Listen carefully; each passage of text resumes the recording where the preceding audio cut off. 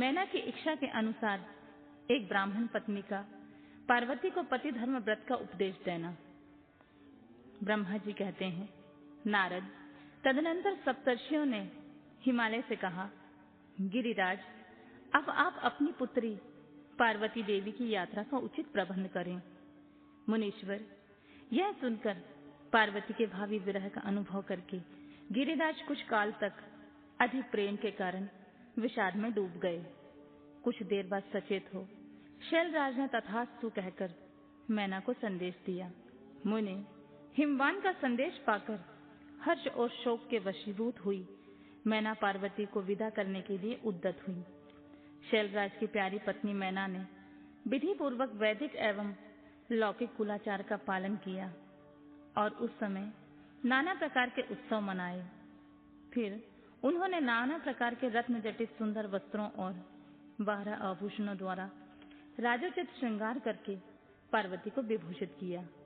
तत्पश्चात मैना के मनोभाव को जानकर एक सती साध्वी ब्राह्मण पत्नी ने गिरिजा को उत्तम पातिव्रत की शिक्षा दी।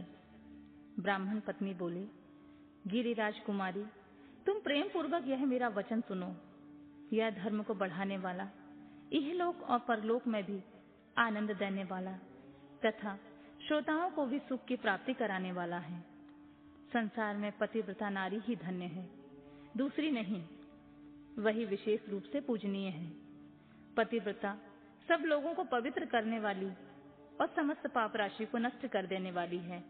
शिवे, जो पति को परमेश्वर के समान मानकर प्रेम से उसकी सेवा करती है, वह इस लोक में संपूर्ण भोगों का उपभोग करके अंत में कल्याणमयी गति को पाती है। सावित्री, लोपामुद्रा, अरुंधति, शांडिली, शतरूपा, अनसुईया, लक्ष्मी, स्वधा, सती, संज्ञा, सुमति, श्रद्धा, मैना और स्वाहा, ये तथा और भी बहुत सी स्त्रियां साध्वी कही गई हैं। यहाँ विस्तार भय से उनका नाम नहीं लिया गया है। वे अपने पतिव्रत के बल से ही सब लोगों में पूजनीय तथा ब्रह्मा, विष्णु, शिव एवं मुनीश्वरों की भी मानवीय हो गई हैं। इसलिए तुम्हें अपने पति भगवान शंकर की सदा सेवा करनी चाहिए। वे दीन दयालु, सबके सेवनीय तथा सत्पुरुषों के आश्रय हैं। श्रुतियों और स्मृतियों में पतिव्रता धर्म को महान बताया गया है। इसको जैसा श्रेष्ठ बताया जाता है, वैसा दूसरा धर्म नहीं है, यह निश्चय पूर्वक कहा जा सकता है। पातिव्रत धर्म में तत्पर रहने वाली स्त्री अपने प्रिय पति को भोजन कर लेने पर ही भोजन करे। शिवे, जब पति खड़ा हो तब साध्वी स्त्री को भी खड़ी ही रहना चाहिए। शुद्ध बुद्धि वाली साध्वी स्त्री प्रतिदिन अपने पति के सो जाने पर ही सोए और उसके जागने से पहले ही जग जाए। वह छल कपट छोड़कर सदा उसके लिए हितकर कार्य ही करे। शिवे, साध्वी स्त्री को चाहिए कि जब तक वस्त्र आभूषणों से विभूषित न हो तब तक वह अपने को पति की दृष्टि के सम्मुख न लाए।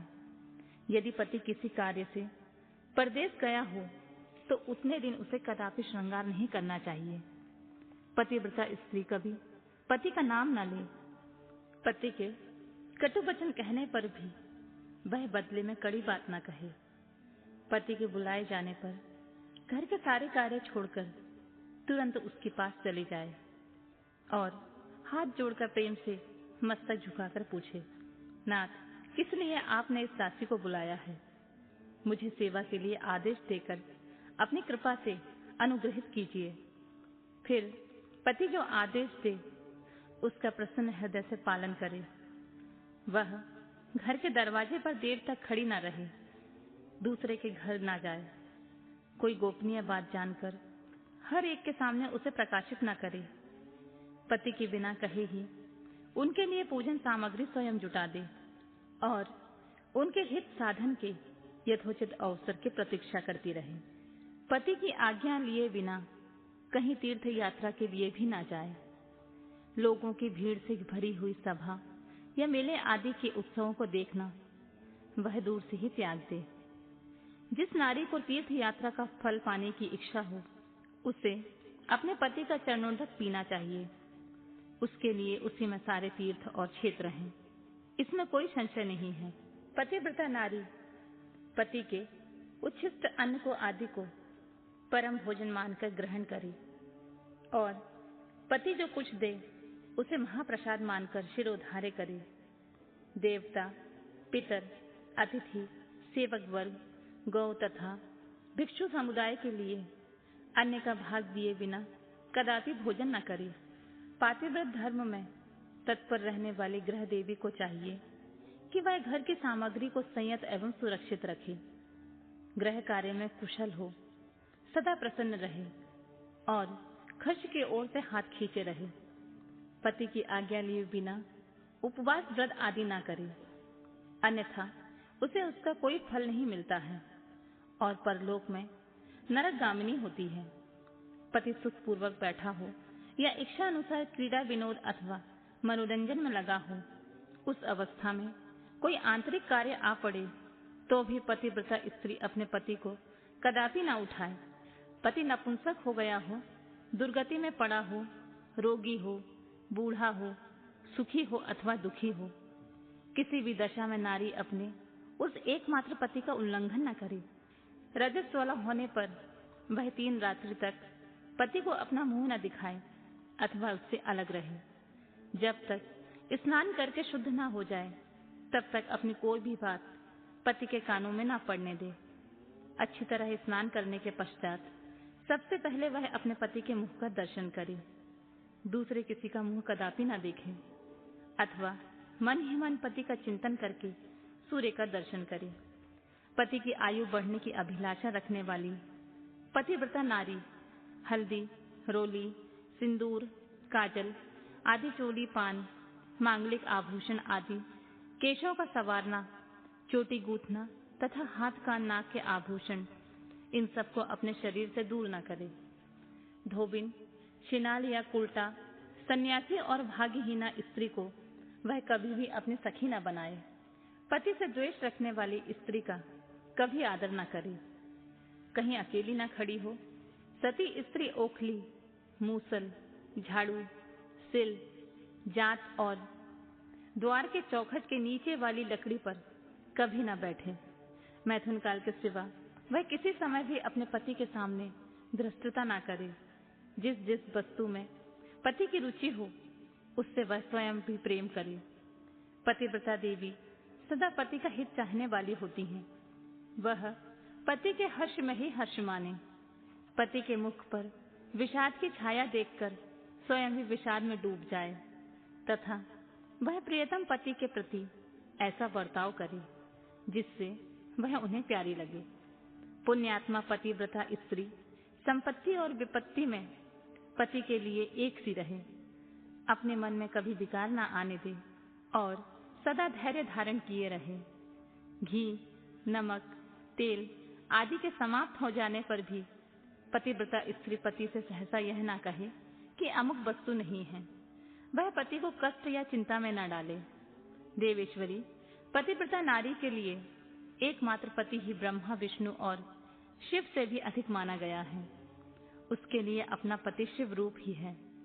जो पति की आज्ञा का उल्लंघन करके व्रत और उपवास आदि के नियम का पालन करती हैं, वह पति की आयु को हर देती हैं और मरने पर नरक में जाती हैं। जो स्त्री पति के कुछ कहने पर क्रोधपूर्वक कठोर उत्तर देती हैं, वह गांव में कुतिया और निर्जन वन में सियारिन होती हैं। नारी पति से ऊंचे आसन पर न बैठे, दुष्ट पुरुष के निकट न जाए और पति से कभी कातर वचन न बोले, किसी की निंदा न करे, कलह को दूर से ही त्याग दे। गुरुजनों के निकट ना तो उच्च स्वर से बोले, न हंसे। जब बाहर से पति को आते देख तुरंत अन्न, जल, भोज्य वस्तु, पान और वस्त्र आदि से उनकी सेवा करती हैं, उनके दोनों चरण दबाती हैं और उनसे मीठा वचन बोलती हैं तथा प्रियतम के खेद को दूर करने वाली अन्य उपायों से प्रसन्नता पूर्वक उन्हें संतुष्ट करती हैं। उसने मानो तीनों लोगों को तृप्त और संतुष्ट कर दिया है। पिता, भाई और पुत्र परिमित सुख देते हैं, परंतु पति असीम सुख देता है। अतः नारी को सदा अपने पति का पूजन, आदर, सत्कार करना चाहिए। पति ही देवता है, पति ही गुरु है, पति ही धर्म, तीर्थ एवं व्रत है। इसीलिए सबको छोड़कर एकमात्र पति की ही आराधना करनी चाहिए।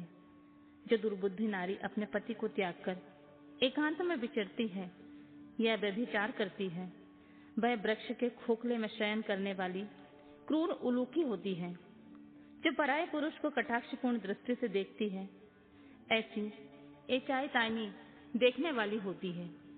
जो पति को छोड़कर अकेले मिठाई खाती है, वह गांव में सुअरी होती है अथवा बकरी होकर अपनी ही वित्था खाती है। जो पति को तू कहकर बुलाती है, वह गूंगी होती है। जो सौत से सदा ईर्ष्या रखती है, वह दुर्भाग्यवती होती है।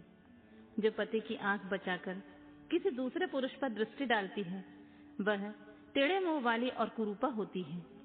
जैसे निर्जीव शरीर तत्काल अपवित्र हो जाता है, उसी तरह पतिहीना नारी भली भांति स्नान करने पर भी सदा अपवित्र रहती है। लोक में वह माता धन्य है, वह जन्मदाता पिता धन्य है, तथा वह पति भी धन्य है जिसके घर में पतिव्रता देवी वास करती है। पतिव्रता के पुण्य से पिता, माता और पति के कुलों की 3-3 पीढ़ियों के लोग स्वर्गलोक में सुख भोगते हैं। जो दुराचारणी स्त्रियां अपना शील भंग कर देती हैं, वे अपने माता पिता और पति तीनों के कुलों को नीचे गिराती हैं तथा इस लोक और परलोक में भी दुख भोगती हैं। पतिव्रता का पैर जहां जहां पृथ्वी पर स्पर्श करता है, वहां वहां की भूमि पापहारिणी तथा परम पावन बन जाती है। भगवान सूर्य, चंद्रमा तथा वायुदेव भी अपने आप को पवित्र करने के लिए पतिव्रता का स्पर्श करते हैं और किसी दृष्टि से नहीं। जल भी सदा पतिव्रता का स्पर्श करना चाहता है और उसका स्पर्श करके वह अनुभव करता है कि आज मेरी जड़ता का नाश हो गया तथा आज मैं दूसरों को पवित्र करने वाला बन गया। भार्या ही गृहस्थ आश्रम की जड़ है, भार्या ही सुख का मूल है, भार्या से ही धर्म के फल की प्राप्ति होती है तथा भार्या ही संतान की वृद्धि में कारण है। क्या घर घर में अपने रूप और लावण्य पर गर्व करने वाली स्त्रियां नहीं हैं, परंतु पतिव्रता स्त्री तो विश्वनाथ शिव के प्रति भक्ति होने से प्राप्त होती है। भार्या से इस लोक और परलोक दोनों पर विजय पाई जा सकती है। भार्याहीन पुरुष देव यज्ञ, पितृ यज्ञ और अतिथि यज्ञ करने का अधिकारी नहीं होता है। वास्तव में गृहस्थ वही है जिसके घर में पतिव्रता स्त्री है। दूसरी स्त्री तो पुरुष को उसी तरह अपना ग्रास भोग्य बनाती है जैसे जरावस्था एवं राक्षसी। जैसे गंगा स्नान करने से शरीर पवित्र होता है, उसी प्रकार पतिव्रता स्त्री का दर्शन करने पर सब कुछ पावन हो जाता है। पति को ही इष्ट देव मानने वाली सती नारी और गंगा में कोई भेद नहीं है। पतिव्रता और उसके पतिदेव उमा और महेश्वर के समान हैं। अतः विद्वान मनुष्य उन दोनों का पूजन करे। पति प्रणव है और नारी वेद की ऋचा। पति तप है और स्त्री क्षमा। नारी सत्कर्म है और उसका पति फल। शिवे, सती नारी और उसके पति दोनों दंपति धन्य हैं। गिरिराज कुमारी, इस प्रकार मैंने तुमसे पतिव्रत धर्म का वर्णन किया है। अब तुम सावधान हो। आज मुझसे प्रसन्नता पूर्वक पतिव्रता के भेदों का वर्णन सुनो। देवी, पतिव्रता नारियां उत्तमा आदि भेद से 4 प्रकार की बताई गई हैं, जो अपना स्मरण करने वाली पुरुषों का सारा पाप हर लेती हैं। उत्तमा, मध्यमा, निकृष्टा और अति निकृष्टा, ये पतिव्रता के 4 भेद हैं। अब मैं इनके लक्षण बताती हूँ, ध्यान देकर सुनो। भद्रे, जिसका मन सदा स्वप्न में भी अपने पति को ही देखता है और किसी दूसरे पर पुरुष को नहीं, वह स्त्री उत्तमा या उत्तम श्रेणी की पतिव्रता कही गई है। शैलजी, जो किसी दूसरे पुरुष को उत्तम बुद्धि से पिता, भाई एवं पुत्र के समान देखती है, उसे मध्यम श्रेणी की पतिव्रता कहा गया है। पार्वती, जो मन से अपने धर्म का विचार करके व्यभिचार नहीं करती, सदाचार में ही स्थित रहती है, उसे निकृष्टा अथवा निम्न श्रेणी की पतिव्रता कहा गया है। जो पति के भय से तथा कुल में कलंक लगने के डर से व्यभिचार से बचने का प्रयत्न करती है, उसे पूर्व काल के विद्वानों ने अति निकृष्टता अथवा न्यूनतम कोटि की पतिव्रता बताया गया है। शिवे, ये चारों प्रकार की पतिव्रताएं समस्त लोगों का पाप नाश करने वाली तथा उन्हें पवित्र बनाने वाली हैं। अत्रि की स्त्री अनुसुईया ने ब्रह्मा, विष्णु और शिव इन तीनों देवताओं की प्रार्थना से पातिव्रत्य के प्रभाव का उपभोग करके वाराह के शाप से मरे हुए एक ब्राह्मण को जीवित कर दिया था। शैल कुमारी शिवे, ऐसा जानकर तुम्हें नित्य प्रसन्नता पूर्वक पति की सेवा करनी चाहिए। पति सेवन सदा समस्त अभीष्ट फलों को देने वाला है। तुम साक्षात जगदम्बा महेश्वरी हो और तुम्हारे पति साक्षात भगवान शिव हैं। तुम्हारा तो चिंतन मात्र करने से स्त्रियां पतिव्रता हो जाएंगी। देवी, यद्यपि तुम्हारे आगे यह सब कहने का कोई प्रयोजन नहीं है, तथापि आज लोकाचार का आश्रय ले मैंने तुम्हें सत्य धर्म का उपदेश दिया है। ब्रह्मा जी कहते हैं, नारद, ऐसा कहकर वह ब्राह्मण पत्नी शिवा देवी को मस्तक झुकाकर चुप हो गई। इस उपदेश को सुनकर शंकर प्रिया पार्वती को बड़ा हर्ष हुआ।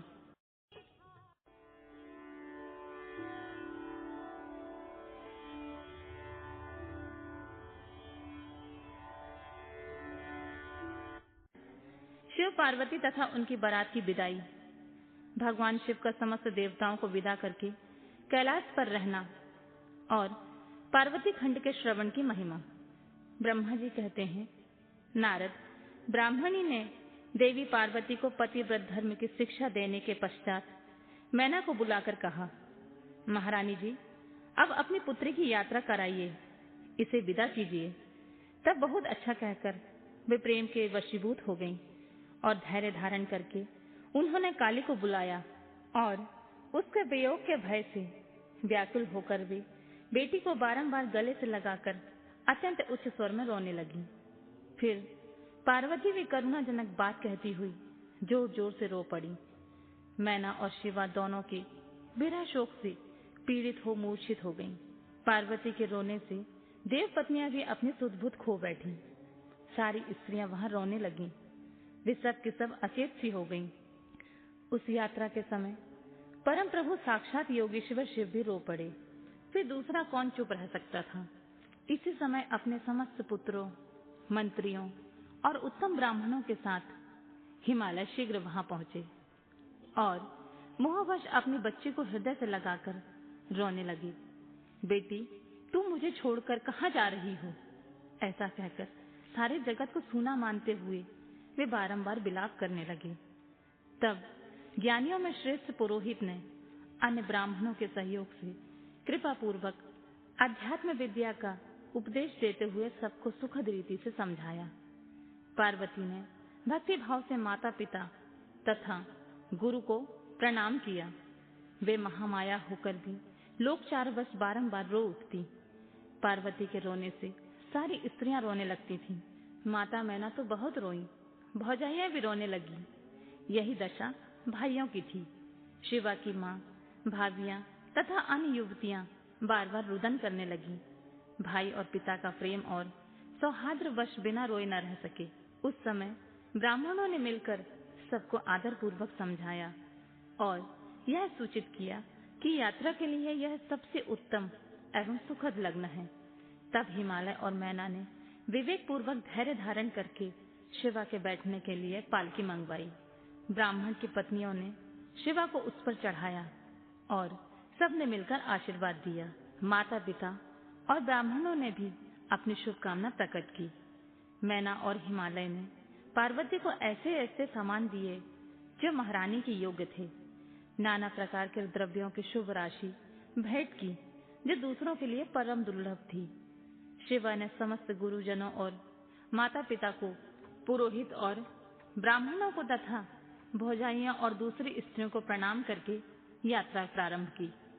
पुत्रों सहित बुद्धिमान हिमाचल भी स्नेह के वशीभूत होकर पीछे पीछे गए और उस स्थान पर पहुंचे जहां देवताओं सहित भगवान शिव प्रसन्नता पूर्वक प्रतीक्षा कर रहे थे। वहां सब लोग बड़े प्रेम और आनंद से परस्पर मिले।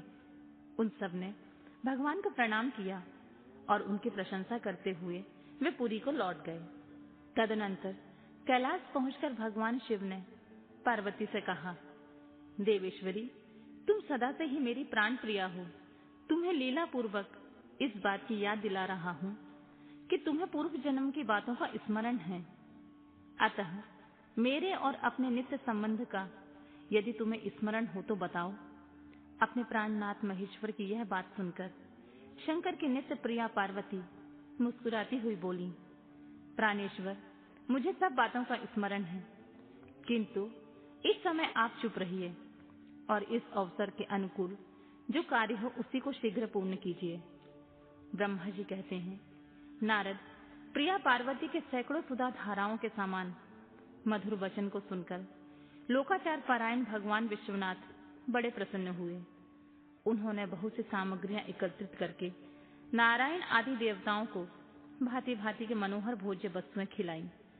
इसी तरह अपने विवाह में पधारे हुए दूसरे लोगों को भी भगवान शंकर ने प्रेम पूर्वक सुमधुर रस से युक्त नाना प्रकार का अन्य भोजन कराया। भोजन के पश्चात उन सब देवताओं ने नाना रत्नों से विभूषित हो अपनी स्त्रियों और सेवक गणों के साथ आकर प्रभु चंद्रशेखर को प्रणाम किया। फिर प्रिय वचनों द्वारा प्रसन्नता पूर्वक उनकी स्तुति एवं परिक्रमा करके शिव विवाह की प्रशंसा करते हुए वे सब लोग अपने अपने धाम को चले गए। मुने, साक्षात भगवान शिव ने लोकाचार वश भगवान विष्णु को और मुझको भी प्रणाम किया। ठीक उसी तरह जैसे वामन रूपधारी श्री हरि ने महर्षि कश्यप को नमस्कार किया था, तब मैंने और श्री विष्णु ने शिव को हृदय से लगाकर उनको आशीर्वाद दिया। तदनंतर श्री हरि ने उन्हें परब्रह्म परमात्मा मानकर उनकी उत्तम स्तुति की। इसके बाद मेरे सहित भगवान विष्णु शिव से विदा ले शिवा और शिव को प्रसन्नता पूर्वक हाथ जोड़कर उनके विवाह की प्रशंसा करते हुए अपने उत्तम धाम को गए। भगवान शिव भी पार्वती के साथ सानंद विहार करते हुए अपने निवास भूत कैलाश पर्वत पर रहने लगे। समस्त शिवगणों को इस विवाह से बड़ा सुख मिला। वे अत्यंत भक्ति पूर्वक शिवा और शिव की आराधना करने लगे। तात, इस प्रकार मैंने परम मंगलमय शिव विवाह का वर्णन किया। यह शोकनाशक, आनंददायक तथा धन और आयु की वृद्धि करने वाला है। जो पुरुष भगवान शिव और शिवा में मन लगाकर पवित्र हो प्रतिदिन इस प्रसंग को सुनता अथवा नियम पूर्वक दूसरों को सुनाता है, वह शिवलोक को प्राप्त कर लेता है। यह अद्भुत आख्यान कहा गया जो मंगल का आवास स्थान है।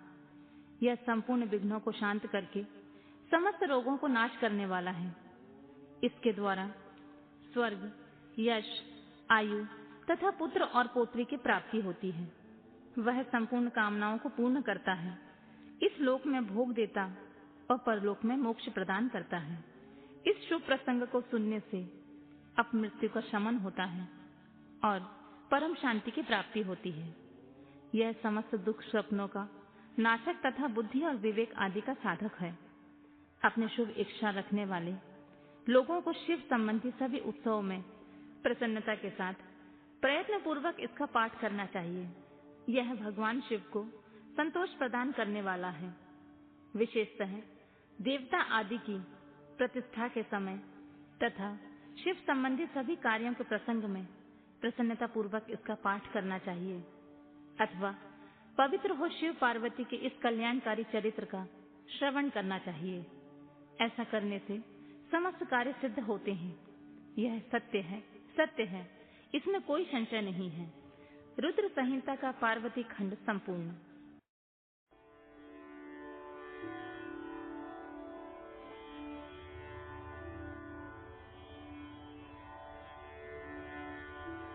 रुद्र संहिता चतुर्थ खंड।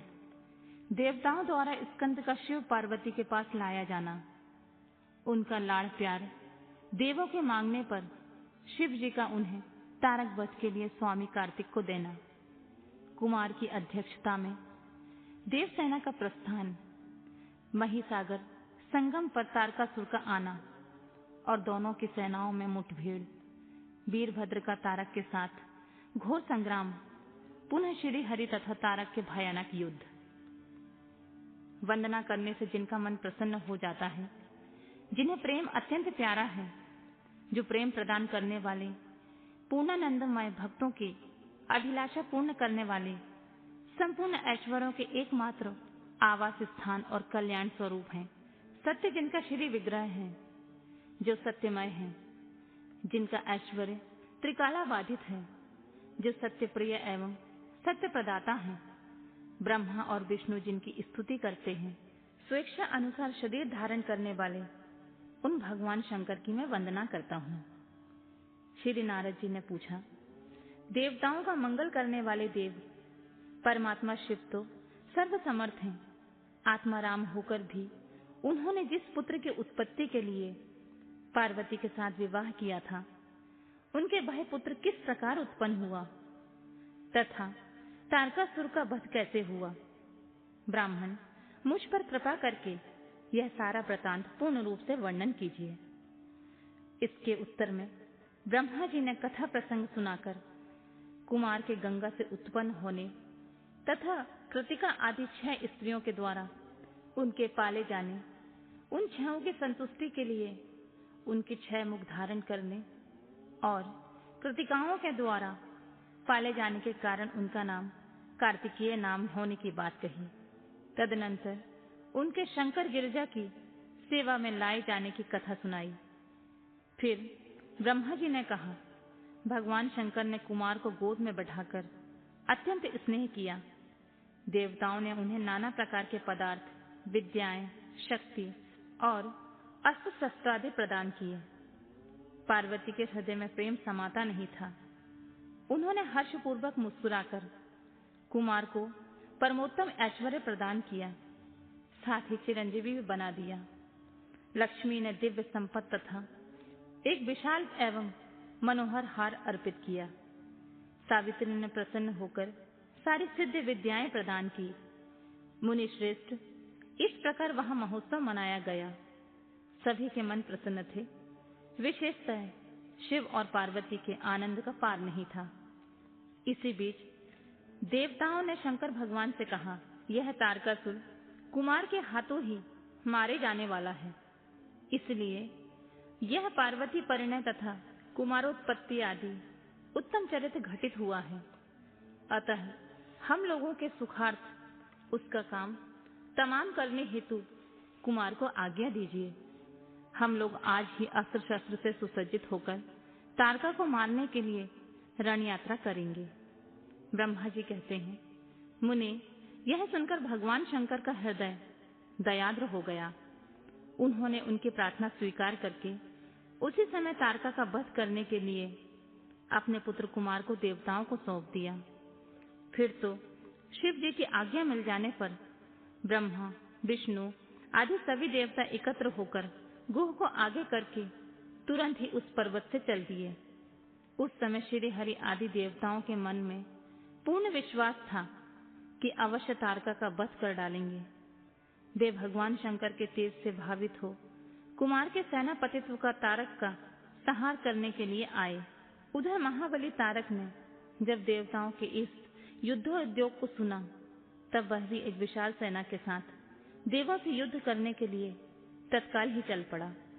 उसकी उस विशाल वाहिनी को आती देख देवताओं को परम विस्मय हुआ। फिर तो वे बलपूर्वक बारंबार सिंहनाद करने लगे। उसी समय तुरंत ही भगवान शंकर की प्रेरणा से विष्णु आदि संपूर्ण देवताओं के प्रति आकाशवाणी हुई। आकाशवाणी ने कहा, देवगण, तुम लोग जो कुमार के अधिनायकत्व में युद्ध करने के लिए उद्यत हुए हो, इससे तुम संग्राम दैत्यों को जीतकर विजयी होगे। ब्रह्मा जी कहते हैं, मुने, उस आकाशवाणी को सुनकर सभी देवताओं का उत्साह बढ़ गया। उनका भय जाता रहा और वे वीरोचित गर्जना करने लगे। उनकी युद्ध कामना बलवती हो उठी और वे सबके सब कुमार को अग्रणी बनाकर बड़ी उतावली के साथ महिसागर संगम को गए।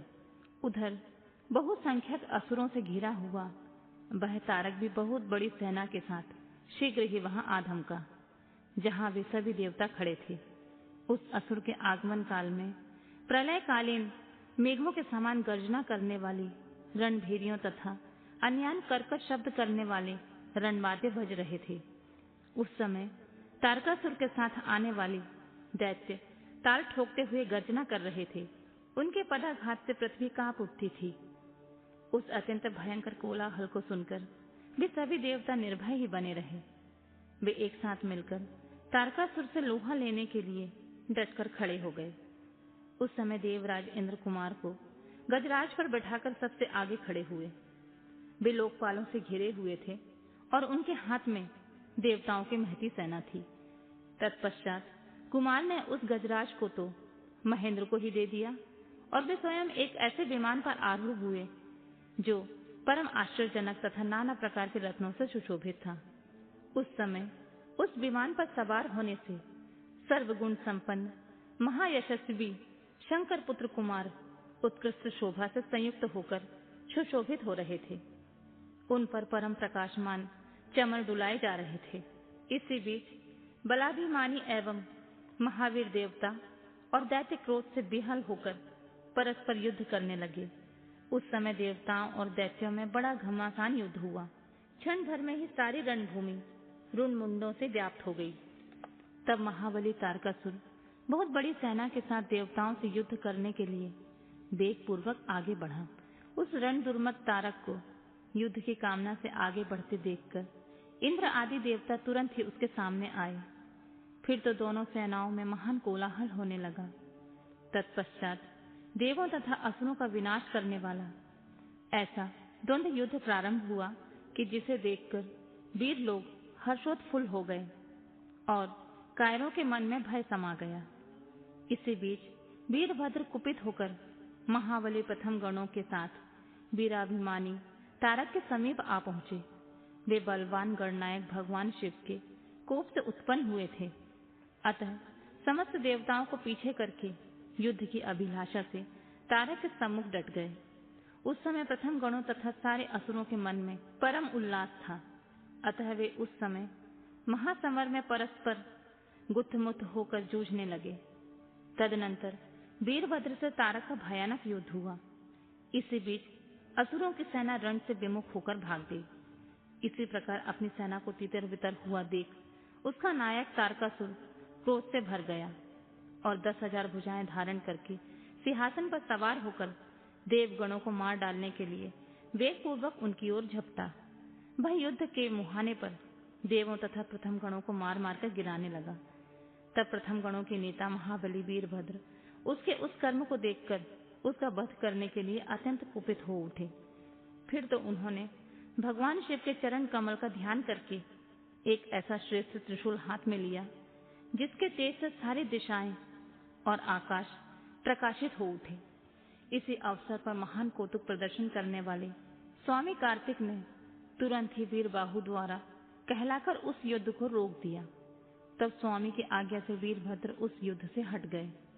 यह देख असुर सेनापति महावीर तारक कुपित हो उठा और युद्ध कुशल तथा नाना प्रकार के अस्त्रों का जानकार था। अतः देवताओं को ललकार ललकार कर उन पर बाणों की वृष्टि करने लगा। उस समय बलवानों में श्रेष्ठ असुरराज तारका ने एक ऐसा महान कर्म किया कि सारे देवता मिलकर भी उसका सामना न कर सके। उन भयभीत देवताओं को यूं पिटते देखकर भगवान अच्युत को बड़ा क्रोध हो आया। वे शीघ्र ही युद्ध करने के लिए तैयार हो गए। उन भगवान श्री हरि ने अपने आयुध सुदर्शन चक्र और शांग धनुष को लेकर युद्ध स्थल में महादैत्य तारका पर आक्रमण किया। मुने तदनंतर सबके देखते देखते श्री हरि और तारकासुर में अत्यंत भयंकर एवं रोमांचकारी महायुद्ध छिड़ गया। इसी बीच अच्युत ने कुपित होकर महासिंहनाद किया और धधकती हुई ज्वालाओं की प्रकाश वाले अपने चक्र को उठाया। फिर तो श्री हरि ने उसी चक्र से दैत्यराज तारक पर प्रहार किया। उसकी चोट से अत्यंत व्यथित होकर वह असुर पृथ्वी पर गिर पड़ा, परंतु वह असुर नायक तारक अत्यंत बलवान था। अतः तुरंत ही उठकर उस दैत्यराज ने अपनी शक्ति से चक्र के टुकड़े टुकड़े कर दिए।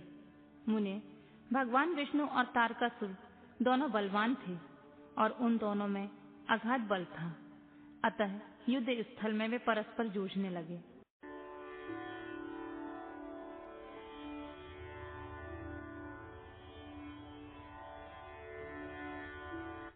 ब्रह्मा जी की आज्ञा से कुमार का युद्ध के लिए जाना, तारक के साथ उसका भीषण संग्राम और उनके द्वारा तारक का वध।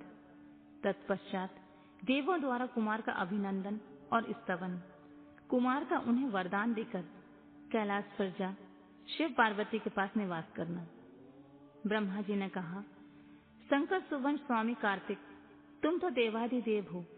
पार्वती सुत विष्णु और तारकासुर का यह व्यर्थ युद्ध शोभा नहीं दे रहा है, क्योंकि विष्णु के हाथों में तारक की मृत्यु नहीं होगी। यह मुझ में वरदान पाकर अत्यंत बलवान हो गया है। यह मैं बिल्कुल सत्य बात कह रहा हूँ। पार्वती नंदन, तुम्हारे अतिरिक्त इस पापी को मारने वाला कोई दूसरा नहीं है। इसलिए महाप्रभु, तुम्हें मेरे कथनानुसार ही करना चाहिए। तुम शीघ्र ही उस दैत्य का वध करने के लिए तैयार हो जाओ, क्योंकि पार्वती पुत्र तारका का संहार करने में निमित्त ही तुम शंकर से उत्पन्न हुए हो।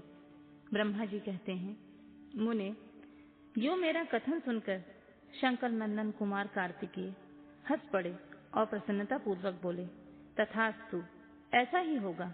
तब महान ऐश्वर्यशाली शंकर सुवन कुमार तारकासुर के वध का निश्चय करके विमान से उतर पड़े और पैदल हो गए। जिस समय महाबली शिव पुत्र कुमार अपनी अत्यंत चमकीली शक्ति को, जो लपेटों में दमकती हुई एक बड़ी उल्का सी जान पड़ती थी, हाथ में लेकर पैदल ही दौड़ रहे थे, उस समय उनकी अद्भुत शोभा हो रही थी। उनके मन में तनिक भी व्याकुलता नहीं थी। वे परम प्रचंड और अप्रमेय बलशाली थे। उन षंडमुख को अपनी ओर आते देखकर तारक सुश्रेष्ठों से बोला, क्या शत्रुओं का संहार करने वाला कुमार यही है? मैं अकेला वीर इसके साथ युद्ध करूंगा और मैं ही समस्त वीरों, प्रथम गणों, लोकापालों तथा श्री हरि जिनके नायक हैं, उन देवों को भी मार डालूंगा। तदनंतर देवताओं को दुर्वचन कहकर वह असुर तारक भीषण युद्ध करने लगा। उस समय बड़ा विकट संग्राम हुआ। तब शत्रु वीरों का संहार करने वाले कुमार ने शिव जी के चरण कमलों का स्मरण करके तारक के वध का विचार किया। फिर तो महातेजस्वी तथा महाबली कुमार रोषावेश में आकर गर्जना करने लगे और बहुत बड़ी सेना के साथ युद्ध करने के लिए डटकर खड़े हो गए। उस समय समस्त देवताओं ने जय जयकार का शब्द किया और देवर्षियों ने ईष्ट वाणी द्वारा उनकी स्तुति की। तब तारक और कुमार का संग्राम प्रारंभ हुआ, जो अत्यंत दुस्सह, महान, भयंकर और संपूर्ण प्राणियों को भयभीत करने वाला था। कुमार और तारक दोनों ही शक्ति युद्ध में परम प्रवीण थे।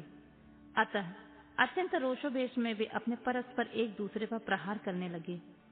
परम पराक्रमी वे दोनों नाना प्रकार के पैतरे बदलते हुए गर्जना कर रहे थे और अनेक प्रकार से दांव पेच से एक दूसरे पर आघात कर रहे थे। उस समय देवता, गंधर्व और किन्नर सभी चुपचाप होकर खड़े वह दृश्य को देखते रहे। उन्हें परम विस्मय हुआ, यहाँ तक कि वायु का चलना बंद हो गया, सूर्य की प्रभा फीकी सी पड़ गई और पर्वत एवं वन कानूनों सहित सारी पृथ्वी कांप उठी। इसी अवसर पर हिमालय आदि पर्वत स्नेहभूत होकर कुमार की रक्षा के लिए वहां आए। तब उन्हें सभी पर्वतों को भयभीत देखकर शंकर एवं गिरिजा के पुत्र कुमार उन्हें सांत्वना देते हुए बोले, महाभाग पर्वतों, तुम लोग खेद मत करो। तुम्हें किसी प्रकार की चिंता नहीं करनी चाहिए। मैं आज से तुम लोगों के आंखों के सामने ही इस पापी का काम तमाम कर दूंगा। यूं उन पर्वतों तथा देवगणों को ढांढस बंधाकर कुमार ने गिरिजा और शंभु को प्रणाम किया तथा अपनी कांतिमयी शक्ति को हाथ में लिया।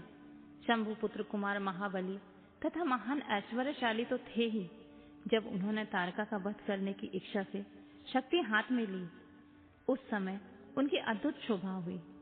तदनंतर शंकर जी के तेज से संपन्न कुमार ने उस शक्ति से तारकासुर पर, जो समस्त लोगों को कष्ट देने वाला था, प्रहार किया।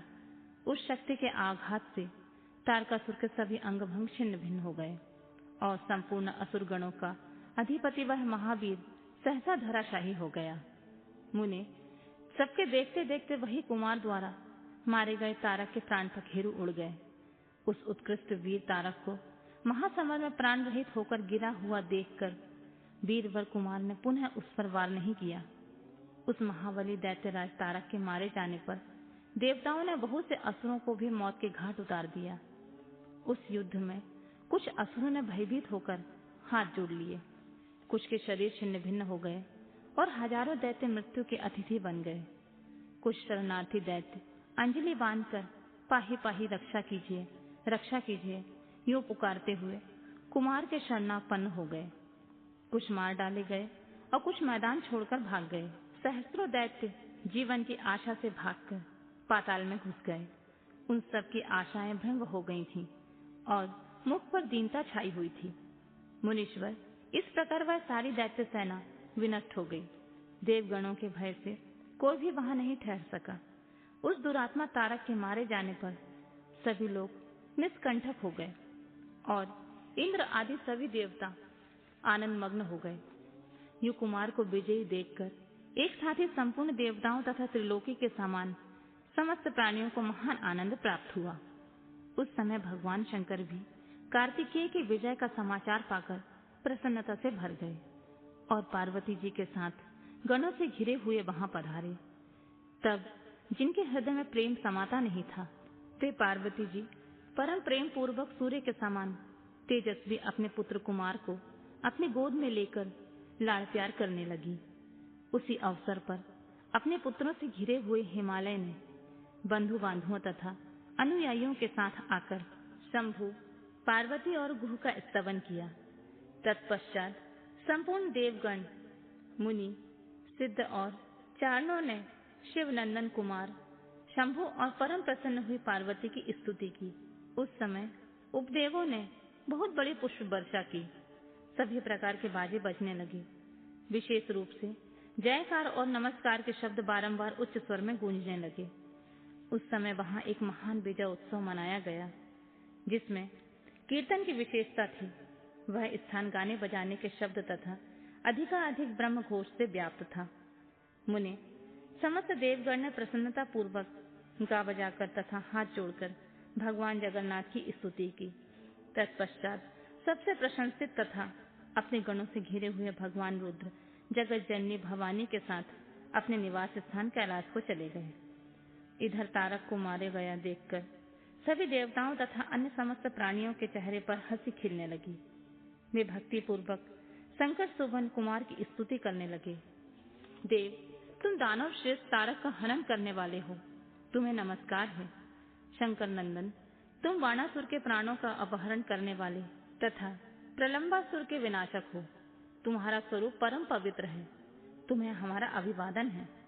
ब्रह्मा जी कहते हैं, मुने, जब विष्णु आदि देवताओं ने इस प्रकार कुमार का स्तवन किया, तब उन प्रभु ने उन सभी देवों को क्रमशः नया नया वर प्रदान किया। तत्पश्चात पर्वतों को स्तुति करते देखकर वे शंकर तनय परम प्रसन्न हुए और उन्हें वर देते हुए बोले। स्कंदन ने कहा, भूधरो, तुम सभी पर्वत तपस्वियों द्वारा पूजनीय तथा कर्मठ और ज्ञानियों के लिए सेवनीय होगे। ये जो मेरे मातामह पर्वत श्रेष्ठ हिमवान हैं, ये महाभाग आज से तपस्वियों के लिए फलदाता होंगे। तब देवता बोले, कुमार, यूं असुर राज तारक को मारकर तथा देवों को वर प्रदान करके तुमने हम सबको तथा चराचर जगत को सुखी कर दिया। अब तुम्हें परम प्रसन्नता पूर्वक अपने माता पिता पार्वती और शंकर का दर्शन करने के लिए शिव के निवासभूत कैलाश पर जाना चाहिए। ब्रह्मा जी कहते हैं, मुने, तदनंतर सब देवताओं के साथ विमान पर चढ़कर कुमार स्कंदन शिव के समीप कैलाश पहुंच गए। उस समय शिव सेवा ने बड़ा आनंद मनाया। देवताओं ने शिव जी की स्तुति की। शिव जी ने उन्हें वरदान तथा अभयदान देकर विदा किया। मुनि, उस अवसर पर देवताओं को परम आनंद प्राप्त हुआ। वे शिव, पार्वती तथा शंकर नंदन कुमार के रमणीय यश का वखान करते हुए अपने अपने लोक को चले गए। इधर परमेश्वर शिव वे शिवा कुमार तथा अन्य गणों के साथ आनंद पूर्वक उस पर्वत पर निवास करने लगे। मुनि, इस प्रकार जो शिव भक्ति से ओतप्रोत सुखदायक एवं दिव्य है, कुमार का वह सारा चरित्र मैंने तुमसे वर्णन कर दिया। अब और क्या सुनना चाहते हो?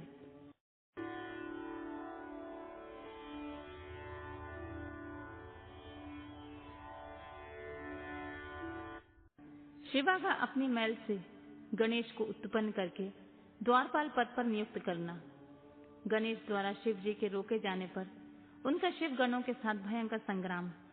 शिव जी द्वारा गणेश का शिरच्छेदन, कुपित हुई शिवा का शक्तियों को उत्पन्न करना और उनके द्वारा प्रलय मचाया जाना। देवताओं और ऋषियों का स्तवन द्वारा पार्वती को प्रसन्न करना। उनके द्वारा पुत्र को जिलाए जाने की बात कही जाने पर शिव जी के आज्ञा अनुसार हाथी का सिर लाया जाना और उसे गणेश के धड़ से जोड़कर उन्हें जीवित करना। सूत जी कहते हैं, तारकारी कुमार के उत्तम एवं अद्भुत वृतांत को सुनकर नारद जी को बड़ी प्रसन्नता हुई। उन्होंने पुनः प्रेम पूर्वक ब्रह्मा जी से पूछा, देवादिदेव, आप तो शिव संबंधी ज्ञान के अथाह सागर हैं। प्रजानाथ, मैंने स्वामी कार्तिकेय के सद्वृतांत को, जो अमृत से भी उत्तम है, सुन लिया है। अब गणेश का उत्तम चरित्र सुनना चाहता हूँ। आप उनका जन्म वृतांत तथा दिव्य चरित्र, जो संपूर्ण मंगलों के लिए भी मंगल स्वरूप है, वर्णन कीजिए। सूत जी कहते हैं, महामुनि नारद का ऐसा वचन सुनकर ब्रह्मा जी का मन हर्ष से गदगद हो गया। वे शिव जी का स्मरण करके बोले, नारद, पहले जो मैंने विधि पूर्वक गणेश की उत्पत्ति का वर्णन किया था कि शनि की दृष्टि पड़ने से गणेश का मस्तक कट गया था, तब उस पर हाथी का मुख लगा दिया गया था, वह कल्पांतर की कथा है। अब श्वेत कल्प में घटित हुई गणेश की जन्म कथा का वर्णन करता हूँ, जिसमें कृपालु शंकर ने उनका मस्तक काट लिया था। मुने, इस विषय में तुम्हें संदेह नहीं करना चाहिए, क्योंकि भगवान शंभु कल्याणकारी, सृष्टिकर्ता और सबके स्वामी हैं। वे ही सगुण और निर्गुण भी हैं। उन्हीं की लीला से सारे विश्व की सृष्टि, रक्षा और विनाश होता है। मुनि श्रेष्ठ, अब प्रस्तुत विषय को आदर पूर्वक श्रवण करो। एक समय पार्वती की जया विजया नाम वाली सखियां उनके पास आकर विचार करने लगी। सखी, सभी गण रुद्र के ही हैं। नंदी, भृंगी आदि जो हमारे हैं, वे भी शिव की आज्ञा के पालन में तत्पर रहते हैं। जो असंख्य प्रथम गण हैं, उनमें भी हमारा कोई नहीं है। वे सभी शिवाज्ञा परायण होकर द्वार पर खड़े रहते हैं। यद्यपि वे सभी हमारे भी हैं, तथापि उनसे हमारा मन नहीं मिलता। अतः पाप रहित आपको भी हमारे लिए एक गण की रचना करनी चाहिए।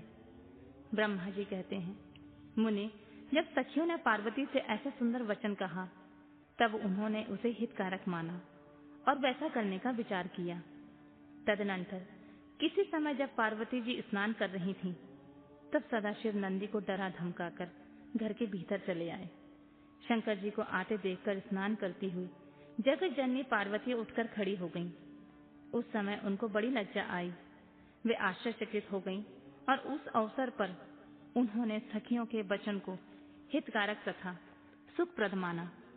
उस समय ऐसी घटना घटित होने पर परमाया परमेश्वरी शिव पत्नी पार्वती ने मन में ऐसा विचार किया कि मेरा कोई एक ऐसा सेवक होना चाहिए जो परम शुभ, कार्य कुशल और मेरी आज्ञा में तत्पर रहने वाला हो, उससे तनिक भी विचलित न होने वाला हो।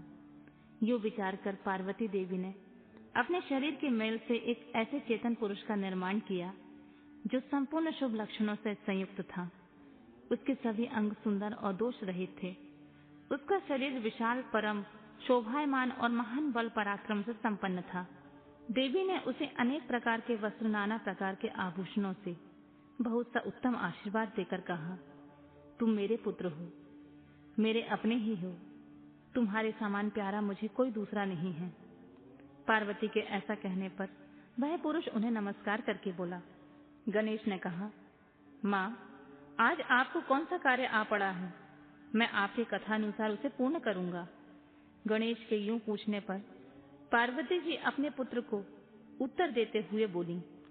शिवा ने कहा, तात, तुम मेरे पुत्र हो और मेरे अपने हो, अतः तुम मेरी बात सुनो। आज से तुम मेरे द्वारपाल हो जाओ। सत्पुत्र, मेरी आज्ञा के बिना कोई भी हठपूर्वक मेरे महल के भीतर प्रवेश न करने पाए, चाहे वह कहीं से भी आए, कोई भी हो। बेटा, यह मैंने तुमसे बिल्कुल सत्य बात कही है। ब्रह्मा जी कहते हैं, मुनि, यूं कहकर पार्वती ने गणेश के हाथ में एक सुदृढ़ छड़ी दे दी। उस समय उसके सुंदर रूप को निहारकर पार्वती हर्षमग्न हो गईं। उन्होंने परम प्रेम पूर्वक अपने पुत्र का मुख चूमा और कृपा परवश अपनी छाती से लगा लिया। फिर दंडधारी गणराज को अपने द्वार पर स्थापित कर दिया। बेटा नारद तदनंतर पार्वती नंदन महावीर गणेश पार्वती की हित कामना से हाथ में छड़ी लेकर गृह द्वार पर पहरा देने लगे।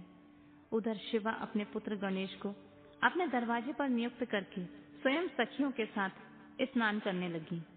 मुनि श्रेष्ठ, इसी समय भगवान शिव, जो परम कौतुक की तथा नाना प्रकार की लीलाएं रचने में निपुण हैं, द्वार पर आ पहुंचे।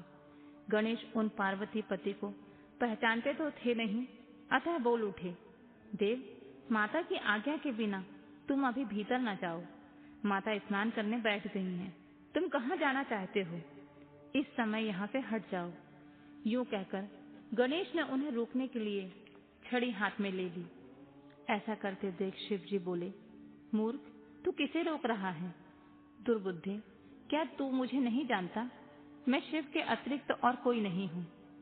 फिर महेश्वर के गण उसे समझाकर हटाने के लिए वहां आए और गणेश से बोले, सुनो, हम मुख्य शिवगण ही द्वारपाल हैं और सर्वव्यापी भगवान शंकर की आज्ञा से तुम्हें हटाने के लिए यहाँ आए हैं। तुम्हें भी गण समझकर हम लोगों ने मारा नहीं है, अन्यथा तुम कब के मारे गए होते। अब कुशल इसी में है कि तुम स्वतः ही दूर हट जाओ। क्यों व्यर्थ अपनी मृत्यु को बुला रहे हो? ब्रह्मा जी कहते हैं, मुनि, यूं कहे जाने पर गिरजानंदन गणेश निर्भय ही बने रहे। उन्होंने शिव गणों को फटकारा और दरवाजे को नहीं छोड़ा। तब उन सभी शिव गणों ने शिव जी के पास जाकर सारा वृतांत उन्हें सुनाया। मुनि उनसे सारी बातें सुनकर संसार की गति रूप अद्भुत लीला विहारी महेश्वर अपने उन गणों को डांटकर कहने लगे, गणों, यह कौन है जो इतना उद्दंड होकर शत्रु की भांति बकबक कर रहा है? इस नवीन द्वारपाल को दूर भगा दो। तुम लोग नपुंसक की तरह खड़े होकर उसका वृतांत मुझे क्यों सुना रहे हो? विचित्र लीला रचने वाले अपने स्वामी शंकर की यूं कहने पर वे गण पुनः वहीं लौट गए। तदनंतर गणेश द्वारा पुनः रोके जाने पर शिव जी ने गणों को आज्ञा दी कि पता लगाओ यह कौन है और क्यों ऐसा कर रहा है। गणों ने पता लगाकर बताया कि ये श्री गिरजा के पुत्र हैं तथा द्वारपाल के रूप में बैठे हैं। तब लीला रूप शंकर ने विचित्र लीला करनी चाहिए तथा अपने गणों का गर्व भी गलित करना चाहा। इसलिए गणों को तथा देवताओं को बुलाकर गणेश जी से भीषण युद्ध करवाया, पर वे कोई भी गणेश जी को पराजित न कर सके। तब स्वयं शूलपाणी महेश्वर आए। गणेश जी ने माता के चरणों का स्मरण किया। तब शक्ति ने उन्हें बल प्रदान कर दिया। सभी देवता शिव जी के पक्ष में आ गए। घोर युद्ध हुआ। अंतोतगत्वा स्वयं शूलपाणी महेश्वर ने आकर गणेश जी का सिर काट दिया। जब यह समाचार पार्वती को मिला तब वे क्रुद्ध हो गईं और बहुत सी शक्तियों को उत्पन्न करके उन्होंने बिना विचारे उन्हें प्रलय करने की आज्ञा दे दी। फिर तो शक्तियों के द्वारा प्रलय मचाई जाने लगी। उन शक्तियों का वह जाज्वल्यमान तेज सभी दिशाओं को दग किए डालता था। उसे देखकर वे सभी शिवगण भयभीत हो गए और दूर भागकर जा खड़े हुए। मुने, इसी बीच तुम दिव्य दर्शन नारद वहां आ पहुंचे। तुम्हारा वहां आने का अभिप्राय देवगणों को सुख पहुंचाना था। तब तुमने मुझ देवताओं सहित शंकर को प्रणाम करके कहा कि इस विषय में सबको मिलकर विचार करना चाहिए। तब वे सभी देवता तुझ महामना के साथ सलाह करने लगे कि इस दुख का शमन कैसे हो सकता है। फिर उन्होंने यही निश्चय किया कि जब तक गिरिजा देवी की कृपा नहीं करेंगी तब तक सुख प्राप्त नहीं हो सकेगा। अब इस विषय पर और विचार करना व्यर्थ है। ऐसी धारणा करके तुम्हारे सहित सभी देवता और ऋषि भगवती शिवा के निकट गए और क्रोध को शांति के लिए उन्हें प्रसन्न करने लगे। उन्होंने प्रेम पूर्वक उन्हें प्रसन्न करते हुए अनेकों स्तोत्रों द्वारा उनकी स्तुति करके बारंबार उनके चरणों में अभिवादन किया। फिर देवगण की आज्ञा से ऋषि बोले। देवर्षियों ने कहा, जगदम्बे, तुम्हें नमस्कार है। शिव पत्नी, तुम्हें प्रणाम है। चांडिके, तुम हमारा अभिवादन प्राप्त करो। कल्याणी, तुम्हें बारंबार प्रणाम है। अम्बे, तुम ही आदि शक्ति हो। तुम ही सदा सारी सृष्टि की निर्माण कत्री, पालिका शक्ति और संहार करने वाली हो। देवेशी, तुम्हारे कोप से सारी त्रिलोकी विकल हो रही है, अतः अब प्रसन्न हो जाओ और क्रोध को शांत करो। देवी, हम लोग तुम्हारे चरणों में मस्तक झुकाते हैं। ब्रह्मा जी कहते हैं, नारद, यो तुम सभी ऋषियों द्वारा स्तुति किए जाने पर भी परादेवी पार्वती ने उनकी ओर क्रोध भरी दृष्टि से देखा, किंतु कुछ भी नहीं कहा। तब उन ऋषियों ने पुनः उनके चरण कमलों में सिर झुकाया और भक्ति पूर्वक हाथ जोड़कर पार्वती से निवेदन किया, देवी, अभी संहार होना चाहता है, अतः क्षमा करो अम्बिके। तुम्हारे स्वामी शिव भी तो यही स्थित हैं, तनिक उनकी ओर तो दृष्टिपात करो। हम लोग ये ब्रह्मा विष्णु आदि देवता तथा सारी प्रजा सब तुम्हारे ही हैं और व्याकुल होकर अंजलि बांधे तुम्हारे सामने खड़े हैं। परमेश्वरी, इन सब का अपराध क्षमा करो। शिवे, अब इन्हें शांति प्रदान करो। ब्रह्मा जी कहते हैं, मुने, सभी देवर्षि यूं कहकर अत्यंत दीन भाव से व्याकुल होकर हाथ जोड़कर चंडिका के सामने खड़े हो गए। उनका ऐसा कथन सुनकर चंडिका प्रसन्न हो गई। उनके हृदय में करुणा का संचार हो आया। तब वे ऋषियों से बोली, ऋषियों, यदि मेरा पुत्र जीवित हो जाए और वह तुम लोगों के मध्य पूजनीय मान लिया जाए तो संहार नहीं होगा। जब तुम लोग उसे सर्वाध्यक्ष का पद प्रदान कर दोगे तब लोक में शांति हो सकती है, अन्यथा तुम्हें सुख प्राप्त नहीं हो सकता। ब्रह्मा जी कहते हैं, मुने, पार्वती के यूं कहने पर तुम सभी ऋषियों ने उन देवताओं के पास आकर सारा वृतांत कह सुनाया। उसे सुनकर इंद्र आदि सभी देवताओं के चेहरे पर उदासी छा गई। वे शंकर जी के पास गए और हाथ जोड़कर उनके चरणों में नमस्कार करके सारा समाचार निवेदन किया। देवताओं का कथन सुनकर शिव जी ने कहा, ठीक है, जिस प्रकार सारी त्रिलोकी को सुख मिल सके वही करना चाहिए।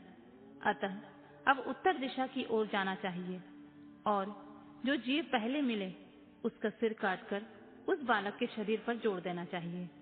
ब्रह्मा जी कहते हैं, मुने, तदनंतर शिव जी की आज्ञा का पालन करने वाले उन देवताओं ने यह सारा कार्य संपन्न किया। उन्होंने उस शिशु शरीर को धो पोंछकर विधिवत उसकी पूजा की। फिर वे उत्तर दिशा की ओर गए। वहां उन्हें पहले पहल एक दांत वाला बड़ा हाथी मिला। उन्होंने उसका सिर लाकर उसके शरीर पर जोड़ दिया। हाथी के उस सिर को संयुक्त कर देने के पश्चात सभी देवताओं ने भगवान शिव आदि को प्रणाम करके कहा कि हम लोगों ने अपना काम पूरा कर दिया है, अब जो करना शेष है उसे आप लोग पूर्ण करें। ब्रह्मा जी कहते हैं, तब शिवाज्ञा पालन संबंधी देवताओं की बात सुनकर सभी देवों और पार्षदों को महान आनंद प्राप्त हुआ। तत्पश्चात ब्रह्मा, विष्णु आदि सभी देवता अपने स्वामी निर्गुण स्वरूप भगवान शंकर को प्रणाम करके बोले, स्वामी, आप महात्मा के जिस तेज से हम सभी उत्पन्न हुए हैं, आपका वही तेज वेद मंत्र के अभियोग से इस बालक में प्रवेश करे। इस प्रकार सभी देवताओं ने मिलकर वेद मंत्र के द्वारा जल को अभिमंत्रित किया। फिर शिव जी का स्मरण करके उस उत्तम जल को बालक के शरीर पर छिड़क दिया। जल का स्पर्श होते ही वह बालक शिवेक्षा से शीघ्र ही चेतना युक्त होकर जीवित हो गया और सोए हुए की तरह उठ बैठा। वह सौभाग्यशाली बालक अत्यंत सुंदर था। उसका मुख हाथी जैसा था, शरीर का रंग हरा लाल था, चेहरे पर प्रसन्नता खेल रही थी, उसकी आकृति कमनीय थी और उसकी सुंदर प्रभा फैल रही थी। मुनीश्वर, पार्वती नंदन उस बालक को जीवित देखकर वहां उपस्थित सभी लोग आनंद मग्न हो गए और सारा दुख विलीन हो गया। तब हर्ष विभोर होकर सभी लोगों ने उस बालक को पार्वती को दिखाया। अपने पुत्र को जीवित देखकर पार्वती जी परम प्रसन्न हुई।